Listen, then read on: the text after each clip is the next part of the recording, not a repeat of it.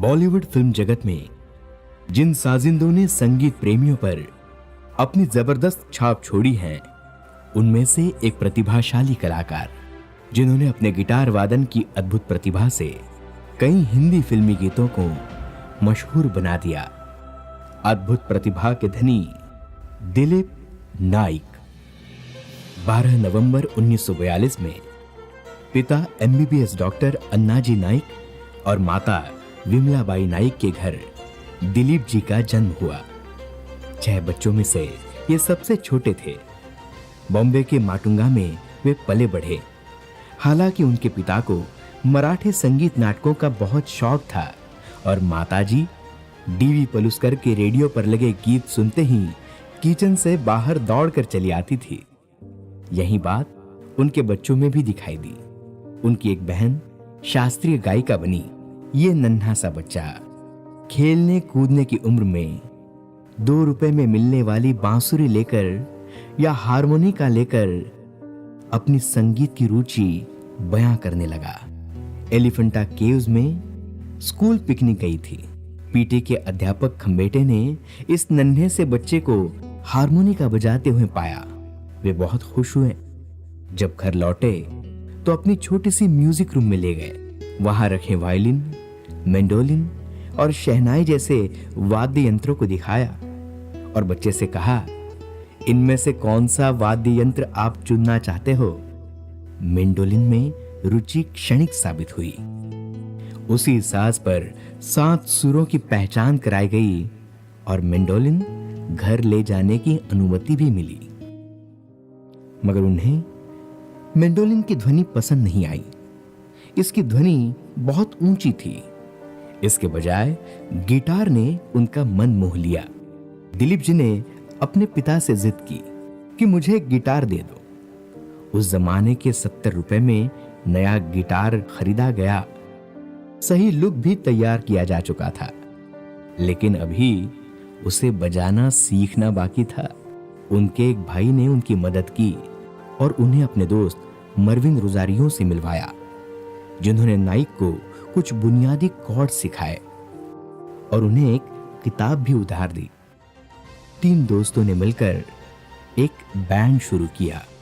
Christmas, birthday party, house party और कई कार्यक्रमों में इन्होंने बहुत कम उम्र में ही प्रदर्शन देना शुरू कर दिया।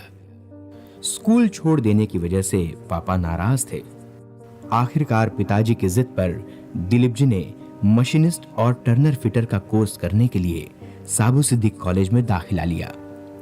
मैकेनिकल वर्क में उन्होंने अपना हाथ आजमाया, लेकिन वहां उनका मन नहीं लग रहा था। वे फिर एक बार संगीत की दुनिया की ओर खींचे चले आए। ऑर्केस्ट्रा संगीत सागर में उन्हें मौका मिला। हर कार्यक्रम में उन्हें 5 रुपए मिला करते थे।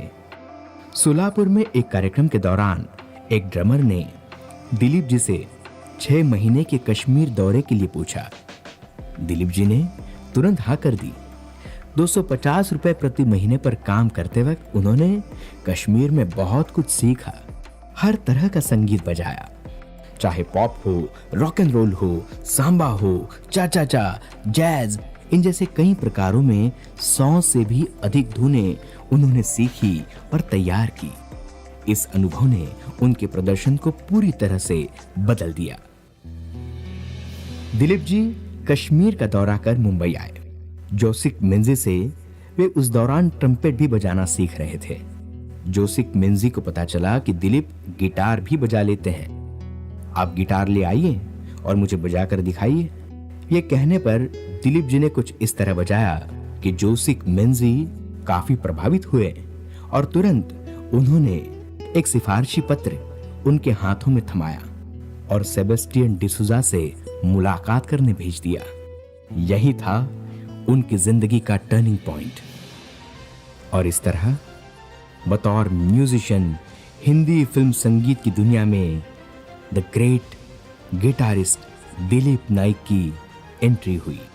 रिहर्सल के अगले दिन दिलीप नाइक ने देव आनंद और साधना अभिनीत फिल्म असली नकली के गाने छेड़ा मेरे दिल ने और गोरी जरा हंस दे तू, इस पर संगीतकार के रूप में अपने करियर की शुरुआत की। रिदम गिटार बजाकर हर किसी का ध्यान खींचा, मगर अगले 6 महीनों तक उन्हें एक भी काम नहीं मिला।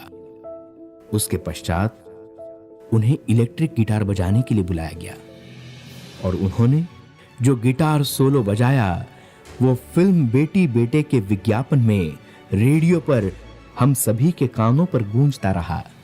संगीतकार शंकर जयकिशन, ओपी नैयर, आर.डी. बर्मन के साथ दिलीप जी ने कई हिट गाने बजाए।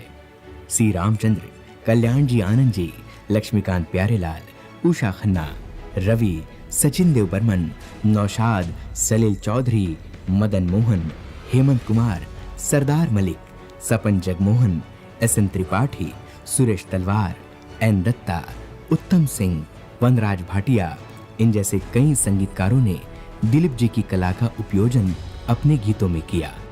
प्रादेशिक भाषाओं में भी उनका काम काफी सराहा गया।